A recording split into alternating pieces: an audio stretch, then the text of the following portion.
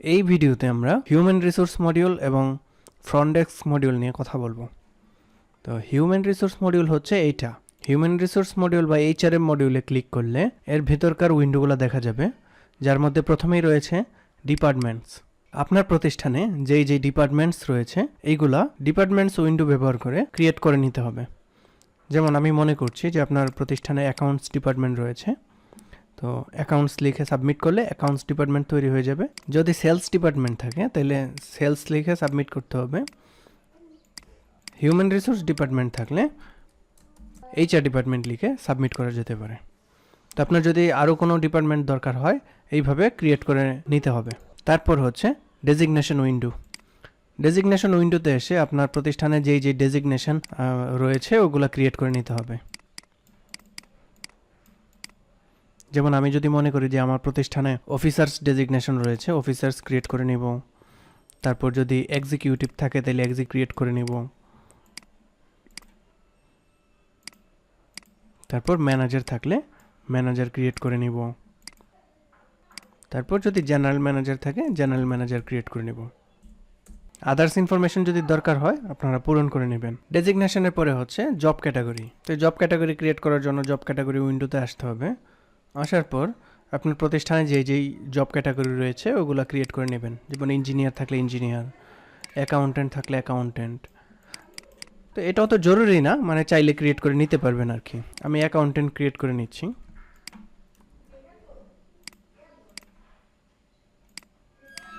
এবং আরেকটা general create করে নিচ্ছি। আদার্স ইনফরমেশনগুলো প্রয়োজন হলে পূরণ করে সাবমিট করা যেতে পারে, অথবা পরবর্তীতে এডিট করে ওইগুলো আপডেট করা যায়।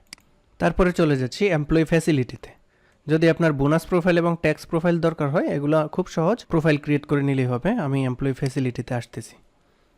তো এমপ্লয়ি ফ্যাসিলিটিতে চলে আসার পর নিউ বাটনে ক্লিক করে নিউতে আসলাম। এসে আমার প্রতিষ্ঠান যেই এমপ্লয়ি ফ্যাসিলিটি প্রোভাইড করে ওগুলা এখানে ক্রিয়েট করে নিতে হবে। যেমন salary, overtime, house allowance, food allowance, medical allowance, transportation allowance, এরকম যেই ফ্যাসিলিটিগুলো প্রোভাইড করা হয় এগুলো এখান থেকে ক্রিয়েট করে নিতে হবে। তো আমি র্যান্ডমলি কয়েকটা ক্রিয়েট করে নিচ্ছি। তো আমি বেশ কয়েকটা ফ্যাসিলিটি প্রোফাইল তৈরি করে নিয়েছি। তো আমি আরও দু একটা ক্রিয়েট করি। স্ট্যাটাস সেট করলাম এবং কোন প্রোফাইলটা তৈরি করতে চাচ্ছি সেটা দিচ্ছি। যেমন আমি যদি মেডিকেল অ্যালাউন্সের জন্য ফ্যাসিলিটি প্রোফাইল তৈরি করতে চাই তাহলে মেডিকেল অ্যালাউন্স লিখব, এখানে নামটা লিখে দিব। তারপরে আনুমানিক একটা অ্যামাউন্ট দিয়ে দিচ্ছি, দিয়ে সাবমিট করলাম। আরও একটা ক্রিয়েট করে নেই, সেটা ট্রান্সপোর্ট অ্যালাউন্সের জন্য হইতে পারে। তো এরকম যদি আরও ফ্যাসিলিটি প্রোফাইল দরকার হয় এগুলো ক্রিয়েট করে নিতে হবে। আর এগুলো কোথা থেকে আসছে? এগুলো আসছে হচ্ছে চার্ট অফ অ্যাকাউন্ট থেকে। তো চার্ট অফ অ্যাকাউন্টে যদি প্রয়োজন হয় হেড ঢুকিয়ে নিতে হবে। হেড ঢুকানোর পর তারপর এখানে এসে ফ্যাসিলিটি প্রোফাইল তৈরি করতে হবে। তো আমার এমপ্লয়ি ফ্যাসিলিটি প্রোফাইল তৈরি হয়ে গেল অনেকগুলা। তারপরে এমপ্লয়ি তৈরি করতেছি। এমপ্লয়ি ক্রিয়েট করার পর আমরা ফ্যাসিলিটিগুলো ওই এমপ্লয়িকে অ্যাসাইন করব। এমপ্লয়ি প্রোফাইল তৈরি করার জন্য আমরা নিউতে ক্লিক করব। তো পুরাতন এমপ্লয়ি প্রোফাইলটা এখান থেকে তৈরি করতে পারেন। নতুন এমপ্লয়ি রিক্রুট করলে তাদের প্রোফাইল এখান থেকে তৈরি করতে পারেন। তবে অবশ্যই এমপ্লয়ি প্রোফাইল তৈরি করার আগে ইউজার ক্রিয়েট করে নিতে হবে, কারণ এমপ্লয়িরা তো লগ ইন করবে, তাদের আইডি পাসওয়ার্ড দরকার হবে। তো সেই জন্য প্রথমে ইউজার ক্রিয়েট করতে হবে ওই এমপ্লয়ির জন্য, তারপর এইচআরএম থেকে এমপ্লয়িতে এসে এমপ্লয়ি প্রোফাইল ক্রিয়েট করতে হবে। তো আমি এমপ্লয়ি প্রোফাইল ক্রিয়েট করতেছি, দুইটা ক্রিয়েট করব যেহেতু আমাদের দুইটা ইউজার রয়েছে। এখানে তো অনেক ফিল্ড রয়েছে, তো আমি ম্যান্ডেটরি ফিল্ডগুলো পূরণ করতেছি। আপনারা কিন্তু সবগুলো পূরণ করে নেবেন, কারণ এমপ্লয়িদের ডিটেল ইনফরমেশন কোম্পানির কাছে থাকা উচিত। তো তারপরে ফাইনালি বিজনেস ইউনিট সিলেক্ট করলাম, উনি কোথাকার জন্য রিক্রুট হয়েছেন বা কোথায় দায়িত্বে আছেন। ডিপার্টমেন্ট কোনটা সিলেক্ট করলাম, তারপর ডেজিগনেশন সিলেক্ট করলাম। তারপর জব ক্যাটাগরি হইলে জব ক্যাটাগরি সিলেক্ট করব। আর এখানে এটা খুব ইম্পর্ট্যান্ট, লিঙ্কড ইউজার। এই যে ইউজারটা আমি রফিকুল ইসলাম বা যে এমপ্লয়িটা আমি ক্রিয়েট করলাম বা ক্রিয়েট করতেছি রফিকুল ইসলাম, ওনাকে আমি কোন ইউজারের সাথে কানেক্টেড দেখাবো? আমি রফিকুল ইসলাম ইউজারের সাথে কানেক্টেড দেখাবো। এটা আর এটা কিন্তু সেম হতে হবে, কারণ এক ইউজার ক্রিয়েট করার সময় অন্য ইউজারকে কানেক্ট করে দিলে এটা কিন্তু আপনার হিতে বিপরীত হইতে পারে। একজন ইউজারের ইনফরমেশন বা একজন এমপ্লয়ির ইনফরমেশন অন্য ইউজার দেখে ফেলতে পারে। তো কনফিডেন্সিয়াল জিনিসপত্র খুব সাবধানে সিলেক্ট করতে হবে। যেই এমপ্লয়ি ক্রিয়েট করতেছেন ওই এমপ্লয়ির অ্যাকাউন্টটা এখানে কানেক্ট করে দিবেন, দিয়ে সাবমিট করলে একজন এমপ্লয়ি ক্রিয়েট হয়ে যাবে। তো আমার এখানে আরও একজন ইউজার আছে, তো আমি তার জন্য এমপ্লয়ি অ্যাকাউন্ট ক্রিয়েট করে দিচ্ছি।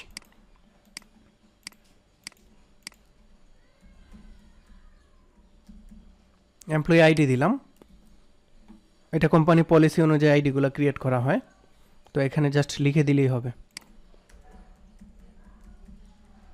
ফোন নাম্বার দিলাম, তারপর ইউনিট দিলাম, ডিপার্টমেন্ট অ্যাকাউন্টসই রাখতেছি এবং ওনাকে অফিসার্স ডেজিগনেশন দিলাম। দিয়ে ফাইনালি আমি নামের সাথে একবার মিলিয়ে নিলাম যে ইউজার অ্যাকাউন্ট সিলেকশন ঠিক আছে কিনা। তারপর ফাইনালি সাবমিট করলে আমার 2টা এমপ্লয়ি ক্রিয়েট হয়ে গেছে। আমরা যেমনটা আগের ভিডিওগুলোতে বলেছিলাম যে একজন এমপ্লয়িরও 3টা অ্যাকাউন্ট ক্রিয়েট হয়, পেয়েবল অ্যাকাউন্ট, অ্যাডভান্স অ্যাকাউন্ট এবং রিটেনশন অ্যাকাউন্ট। আর ডানে বামে সরিয়ে এমপ্লয়ির আরও ইনফরমেশন দেখা যায় এবং এডিট বাটনে ক্লিক করে এমপ্লয়ি এডিট করা যায় এবং অন্যান্য উইন্ডোর মতোই লুকআপ বাটনে ক্লিক করে বিভিন্ন কন্ডিশনে লুকআপ করে খুঁজে বের করা যায়। এই যে এমপ্লয়িগুলো রেজিস্ট্রেশন করলাম, তো ওনাদের ফ্যাসিলিটি অ্যাসাইন করতে হবে। এবার কে কোন ফ্যাসিলিটি পাবে, কত করে পাবে, তো সেজন্য চলে আসলাম ফ্যাসিলিটি অ্যাসাইনমেন্ট উইন্ডোতে। আমরা প্রথমে রফিকুল ইসলামকে ফ্যাসিলিটি দিব, তো এডিট বাটনে যাব, তারপরে উনি কি কি ফ্যাসিলিটি পাবে একে একে পূরণ করতে থাকবো। ধরি ওনার স্যালারি বেসিক থাকবে, তারপরে ওনার হাউস অ্যালাউন্স থাকবে, তারপরে ওনার ফুড অ্যালাউন্স থাকবে, তারপরে মেডিকেল অ্যালাউন্স থাকবে, আরও যদি কোনো ফ্যাসিলিটি থাকে আমরা অ্যাসাইন করে নিব। ট্রান্সপোর্টেশন অ্যালাউন্স থাকবে, যেটা আবার সার্চও করা যায় কিন্তু।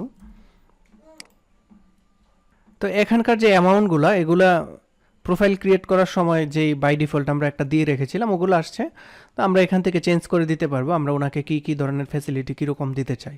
সচরাচর এগুলো রিক্রুটমেন্ট করার সময় আলোচনা হয়ে থাকে বা as per policy, company policy অনুযায়ী এগুলা দেওয়া হয়। ন্যারেশন চাইলে এখানে লেখা যেতে পারে যদি কোনো স্পেসিফিক ন্যারেশন প্রয়োজন হয়, তবে অবশ্যই রিলেভেন্ট বর্ণনা থাকলে ন্যারেশনে লিখে রাখতে হবে। ফাইনালি সাবমিট করব। তো একইভাবে আমাদের যে আরেকজন এমপ্লয়ি আছে ওনার ফ্যাসিলিটি অ্যাসাইনমেন্ট করে দিচ্ছি।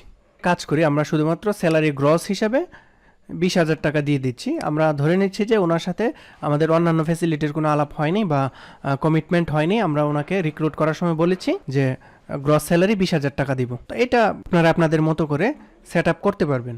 তো আমি একটা অন্যরকম করে সেট আপ করে নিলাম। তো আমাদের সেকেন্ড এমপ্লয়িরও ফ্যাসিলিটি অ্যাসাইনমেন্ট হয়ে গেল।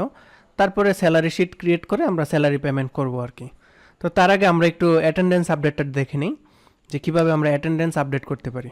অ্যাটেন্ডেন্স আপডেট দুরকম হইতে পারে। একটা হচ্ছে আমার ডিভাইস থেকে ডেটা আসতে পারে, ওই ডেটা আমরা এখান থেকে ইম্পোর্ট করে দিব। আর আরেকটা হইতে পারে আমরা ম্যানুয়ালি ওই এমপ্লয়িটাকে লুক আপ করে এনে বা ওই ডিপার্টমেন্টটাকে লুক আপ করে এনে সবার data manually date wise update করে দিব। এমপ্লয়ি যদি কম থাকে এবং অ্যাটেন্ডেন্স ডিভাইস যদি না থাকে তাহলে এটা ম্যানুয়ালি করা যেতে পারে, আর এমপ্লয়ি বেশি হইলে ডিভাইস থেকে ডেটা এনে আপলোড করা যেতে পারে। তো আমি আপাতত ম্যানুয়ালিটা দেখাচ্ছি। প্রথমে ইউনিট সিলেক্ট করে নিলাম, তারপর ডিপার্টমেন্ট সিলেক্ট করে নিলাম। আমাদের একটাই ডিপার্টমেন্ট এবং এই অ্যাকাউন্টস ডিপার্টমেন্টে 2জন এমপ্লয়ি আছে। আপনার ক্ষেত্রে হয়তো অনেক ডিপার্টমেন্ট অনেক এমপ্লয়ি থাকতে পারে। আমি 1 তারিখের ডাটাটা আপডেট করে নিচ্ছি, সেজন্য 1 তারিখ লিখলাম, লিখে লোড ডাটা দিলে আমার এমপ্লয়ি আসবে। আসলে এখান থেকে আমি পূরণ করে নিব কে কখন ইন করলো, কবে আউট হইলো এবং তার অ্যাটেন্ডেন্স কি। ধরে নিচ্ছি জনাব রফিকুল সাহেব উনি 9টার দিকে অফিসে এসেছেন এবং আউট হয়েছেন 5টার দিকে এবং ওনার অ্যাটেন্ডেন্স হচ্ছে প্রেজেন্ট। একজনের ডেট আমার আপডেট হয়ে গেল। দ্বিতীয়জন হাবিবুর সাহেব 1 তারিখে আমরা ধরে নিচ্ছি উনি একটু লেট করে আসছেন, 10টার দিকে আসছেন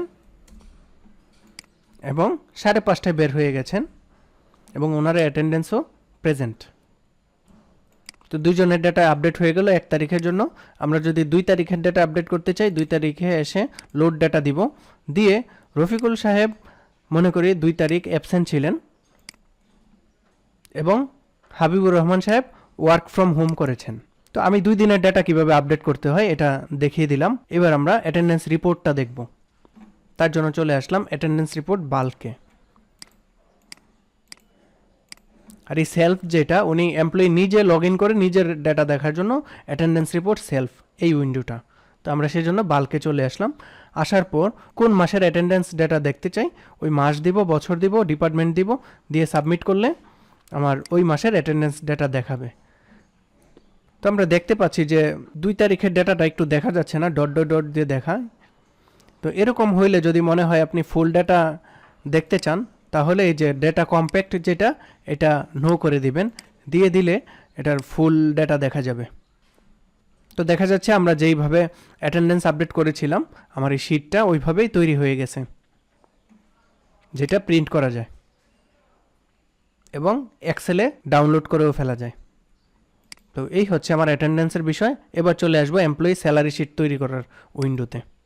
স্যালারি শিটের কাজ দুইভাবে করা যায়, মানে পার্ট দুইটা।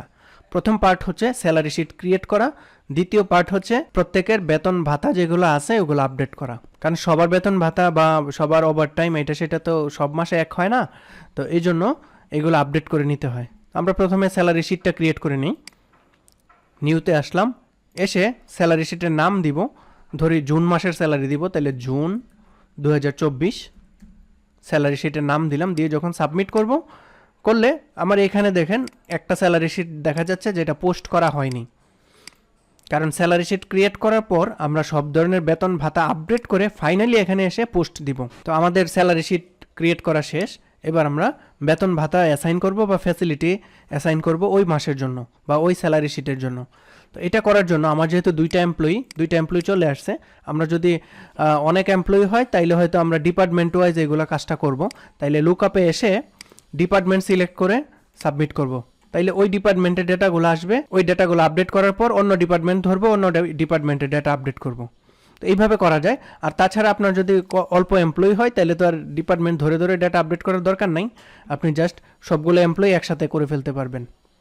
তো আমার দুইটা এমপ্লয়ি যেহেতু আছে, আমি আইদার ডিপার্টমেন্ট ধরেও করতে পারি, আবার দুইটা যেহেতু এখানে দেখাচ্ছে এই দুইটাকে আমি আপডেট করে দিতে পারি। তো এই পর্যায়ে আমি হাবিবুর রহমানের ডেটাটা আপডেট করব, সেজন্য এডিট বাটনে ক্লিক করলাম। করার পর দেখা যাচ্ছে যে ওখানে ওনার বেসিক গ্রস দেখাচ্ছে 20,000। তো আমি মনে করতেছি ওনার 20,000 টাকাই আমি পেমেন্ট করব ওনাকে, তাহলে 20,000 এখানে লিখলাম।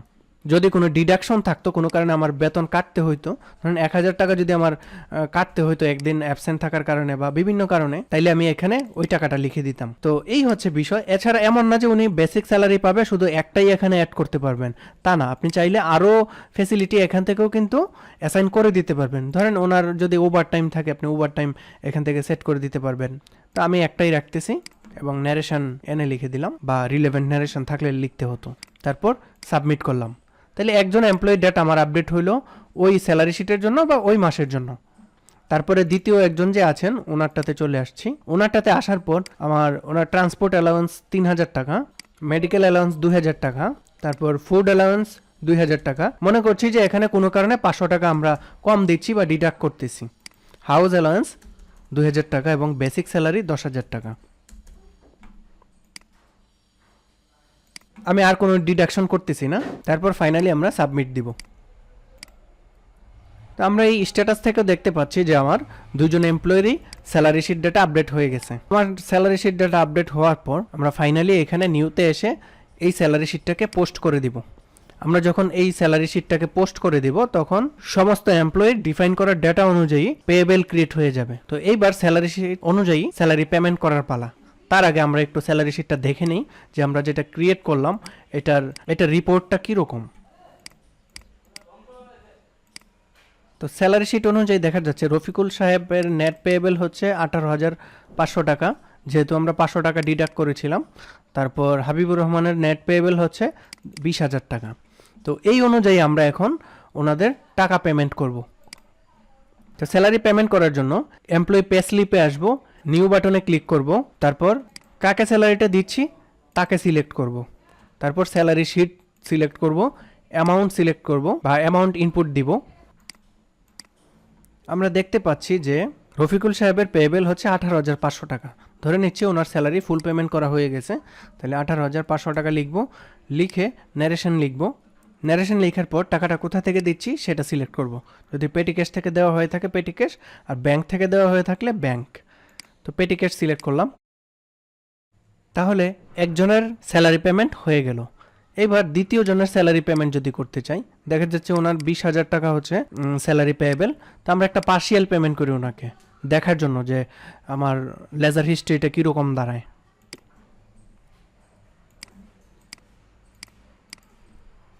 ওনাকে 1,000 টাকা কম দিই। এখানে ন্যারেশন লিখে দিলাম এবং যদি ক্যাশ থেকে পেমেন্টটা করে থাকি ক্যাশ বুক সিলেক্ট করলাম, করে সাবমিট করলে হাবিবুর সাহেবেরও পার্শিয়াল পেমেন্ট হয়ে যাবে। এবার আমরা ফাইনালি এসে এমপ্লয়ি লেজার চেক করব।